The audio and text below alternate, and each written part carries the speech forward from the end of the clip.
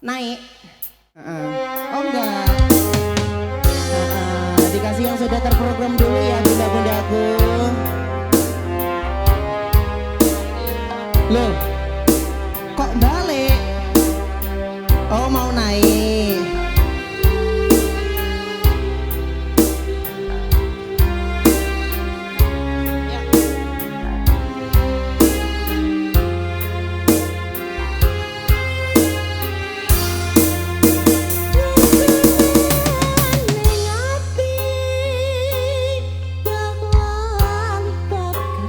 Kang tak anti-anti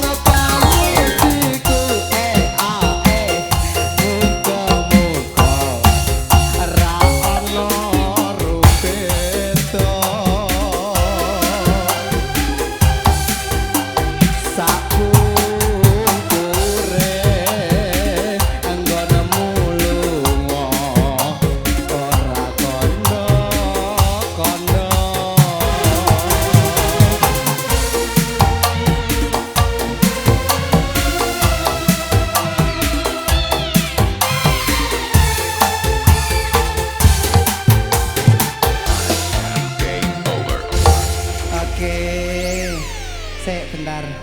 Aku tadi penasaran sama yang ini. Lah bareng ono kendangan Makdes ngono atik bokonge atik dikuwenekno barang Mas. Baleni jek Mas. Ngose. Among pamujiku muga-muga ora ana rupet. Ora baleni. Dek mau gak ngene, Bu. Dek mau iku tangane ngene barang. Ngono kok, tanganmu ayo moh. Ora oleh medun nek ora dipraktekno koyo dek mau. Among pamujiku muga-muga ora ana